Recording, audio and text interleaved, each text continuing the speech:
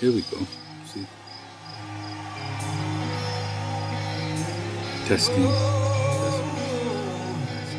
Once again, the imagination station has begun its repertorio. Ladies and gentlemen, I present you with the time machine. Of course, we can't see it. It belongs to time.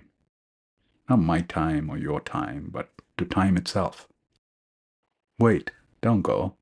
The 50 plus can hop on board right now. We could go back to the time when we were in high school. It's an arts and science class, and the teacher has just walked in. She places this on the table. There are hands raised. The teacher gestures. Permission to speak. And I hear you say, still life. Someone else, the colors of summer. I too participate. Flowers from my friend's garden. And someone else says, dahlias. There's an announcement from the flight deck. We have arrived.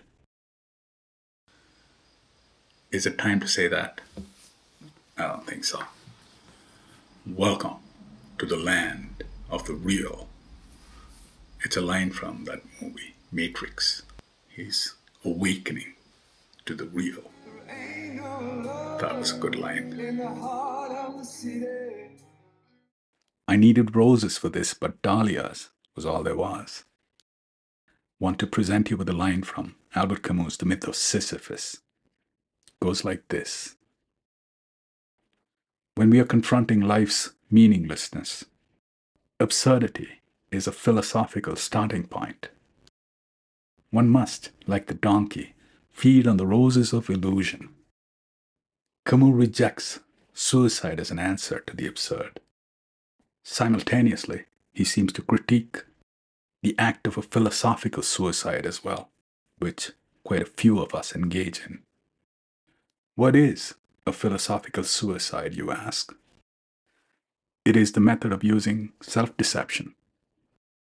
Camus refers to it as a state of spiritual cowardice, the choice to embrace lies instead of dealing with the unreasonable silence of the universe.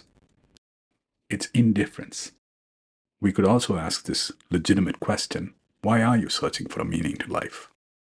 Would you consider this idea that perhaps life can be lived all the better if it had no meaning?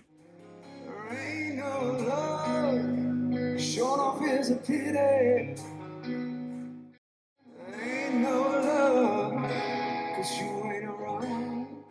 This idea of accepting comfortable falsehoods, illusions, to escape the absurd, by feeding on the roses of illusion. It's a coping mechanism, and we understand that. He was recognized with the Nobel Prize in Literature for his contributions mainly from these two works, The Stranger and The Myth of Sisyphus. They stand as if like a human couple. There's contradictions, sometimes opposition. Better said would be, they stand as two columns, two pillars that hold up the body of Albert Camus' work and life.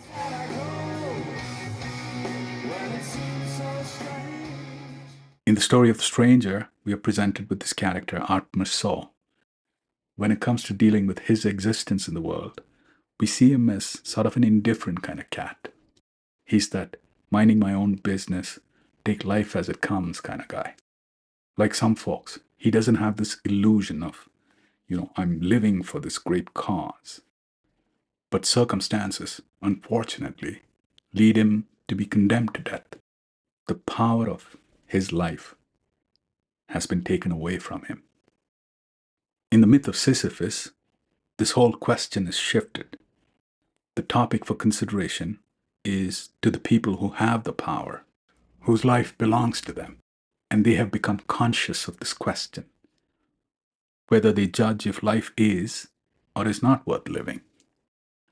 The principle can be established that for a man who does not cheat, what he believes to be true must determine his action. Belief in the absurdity of existence must then determine his conduct. That is to say, if life has no meaning, why live it? And Camus is saying, stop, please, you don't understand. Art Merceau, from the story of the stranger, would not be a candidate that this book is being addressed to. Not because he's not honest, but he's a man who went about ignoring this idea, the meaning of life, its absurdities. It is not something that he would let reverberate in his head, but it is addressed to men, of course, who are inclined to believe that they are in harmony with themselves. If I have become conscious of this fact that life has no meaning, then I must do something about it. The myth of Sisyphus is a reference manual, I suppose, because in most modern societies, suicide is treated as nothing more than a social phenomenon. How could you do anything more? Research is impossible. The subject is no more.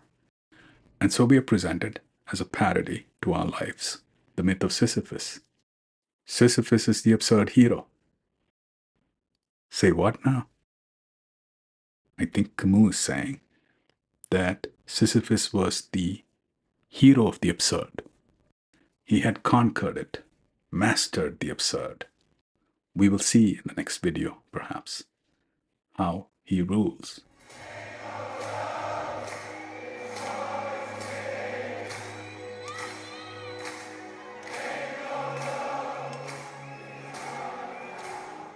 Singing